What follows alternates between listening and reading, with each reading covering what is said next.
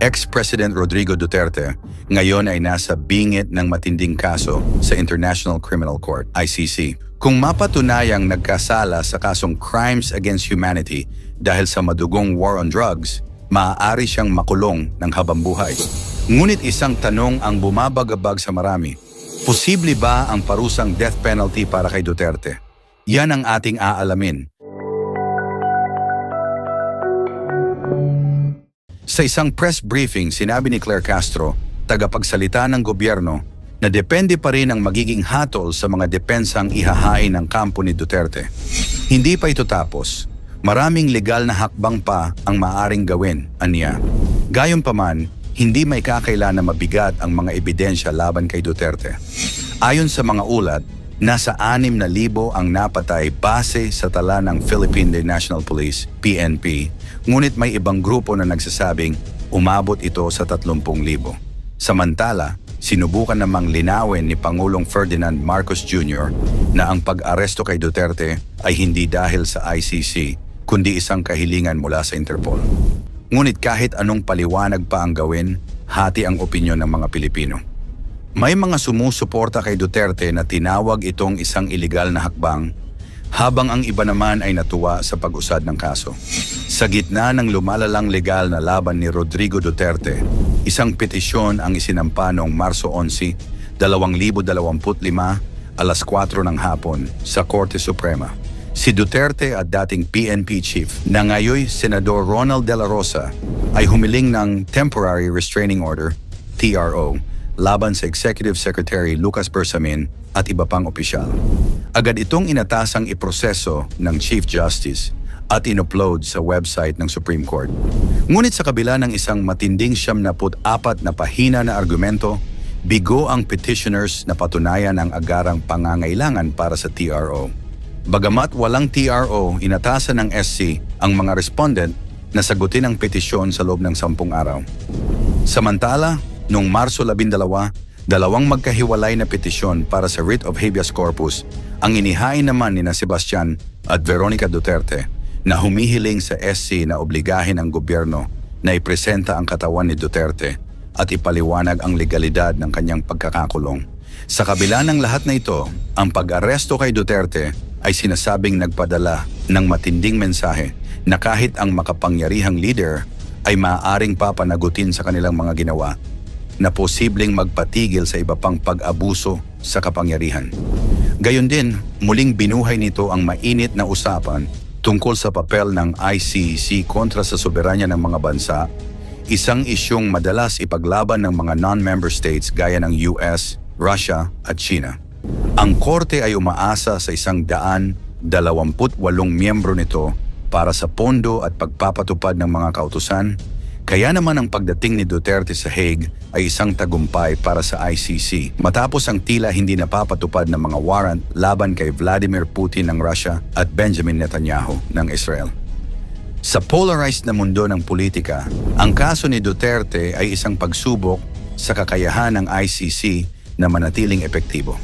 Mismong si ICC Prosecutor Karim Khan na pinatawan ng sanction ni Donald Trump dahil sa paglabas ng warrant laban kay Netanyahu ang nagsabing hindi kasing hina ng inaakala nila ang international law. Mga pinaka-controversial na hatol ng ICC, bagamat maraming umaasa na makakamit ang hustisya sa kaso ni Duterte, hindi rin perpekto ang ICC. Narito ang ilan sa mga pinakamalalaking kontrobersyal na hatol nila. Una, Jean-Pierre Bemba, 2008, dating vice-presidente ng Democratic Republic of the Congo na unang hinatulan ng 18 taong pagkakakulong dahil sa mga war crimes. Ngunit noong 2018, pinawalang sala siya sa apela na ikinadismaya ng maraming biktima. Ikalawa, Laurent Gbagbo, 2019, dating Pangulo ng Ivory Coast na inakusahan ng Crimes Against Humanity dahil sa mga patayang naganap matapos ang halalan noong 2010. Sa kabila ng matitinding ebidensya, pinawalang sala siya ng ICC na nagdulot ng pag-question sa kredibilidad ng hukuman. Ikatlo, Omar al-Bashir, 2009, dating Pangulo ng Sudan na kinasuhan ng genocide laban sa mga mamamayan ng Darfur. Hanggang na ngayon, hindi pa rin siya naipapasa sa ICC upang litisin na nagpapakita ng kahinaan ng korte sa pagpapatupad ng hustisya. Dahil sa mga kasong ito, marami ang nagdududa kung talagang kayang magbigay ng hustisya ng ICC. Kung nagawa nilang pawalang sala ang ilang dating pinuno, posible rin kayang makalusot si Duterte. Ayon sa kampo ni Rodrigo Duterte, puspusan ang kanilang legal team sa paghahanap ng paraan upang mapalaya siya. Ayon sa kanilang argumento, walang sapat na batayan ng ICC upang panatilihin siyang nakakulong at kung may paglilitis mang magaganap, dapat itong isagawa sa Pilipinas, hindi sa ibang bansa. Subalit may hawak na matibay na legal na batayan ang ICC para sa temporary relay, isang pribilehiyong bihirang ibigay at kadalasang may mahigpit na kondisyon.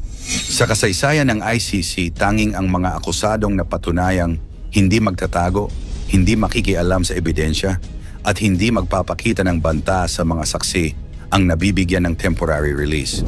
Kung kaya't kahit anong pilit ng kampo ni Duterte, nakasalalay ang kanyang kapalaran sa hatol ng korte at higit sa lahat sa mga ebidensyang inilalatag laban sa kanya. May death penalty nga ba ang ICC? Ayon sa ICC, wala silang death penalty sa kanilang mga hatol. Ang pinakamabigat na parusa na maaring ipataw ay life imprisonment. Pero kahit walang bitay, ang posibilidad ng mahabang pagkakabilanggo ni Duterte ay isang malagim na kinabukasan para sa dating Pangulo. Lalo't maraming pamilya ang naghahangad ng hustisya para sa libu-libong namatay sa kanyang kampanya kontra droga. Sa ICC, hindi kasama sa kapangyarihan nito ang pagpatao ng parusang kamatayan. Sa ilalim ng Article 77 ng Rome Statute, maaari lang nilang parusahan ang mga napatunayang nagkasala ng matagalang pagkakabilanggo na maaaring umabot ng 30 taon o life imprisonment sa matitinding kaso. Ngunit hindi ibig sabihin nito ay makakalusot si Duterte nang walang matinding kaparusahan. Kung siya ay mapatunayang nagkasala, hindi lang siya makukulong ng matagal, kundi maaari rin siyang pagbayarin ng reparations para sa mga biktima ng kanyang war on drugs.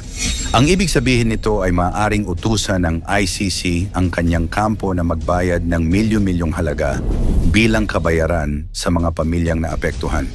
Malayo pa ang tatakbuhin ng kasong ito. Bago pa man siya maharap sa ICC, kailangang idaan muna siya sa korte sa Netherlands upang tiyakin na legal ang kanyang pag-aresto.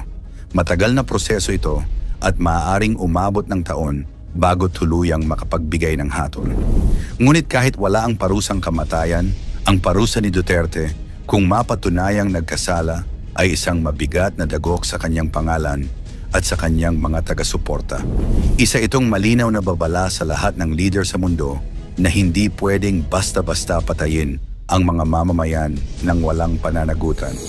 Posible bang makulong si Duterte? Oo. Posible ba ang death penalty? Hindi. Pero sa kabila nito, ang pinakamahalagang tanong ay, magkakaroon ba ng tunay na hustisya para sa mga biktima? Ang kaso ni Duterte ay isang pagsubok hindi lang sa kanya, kundi sa buong sistema ng pandaigdigang hustisya. Sa huli, ang mga Pilipino ang huhusga kung sapat ba ang mga hakbang na ginagawa ng ICC o kung isa lang itong palabas na walang tunay na resulta. Anong kaso kaya ang nararapat para kay Duterte? I-komento mo naman ito sa ibaba. Huwag kalimutang i-like at i-share. Maraming salamat at God bless.